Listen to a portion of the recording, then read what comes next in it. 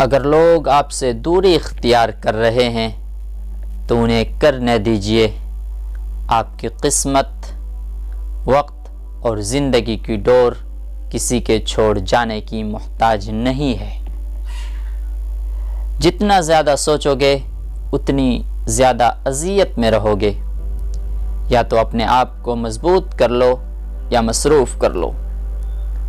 अच्छा इंसान मतलबी नहीं होता, बस दूर हो जाता है उन लोगों से जिन्हें उसकी कद्र नहीं होती।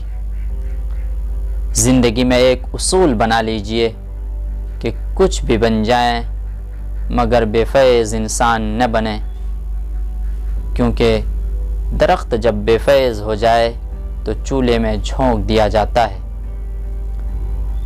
ताल्लुक़ बरकरार रखना हो तो अच्छाई बयान करते रहो, ताल्लुक़ ख़त्म करना हो तो सच्चाई बयान करो।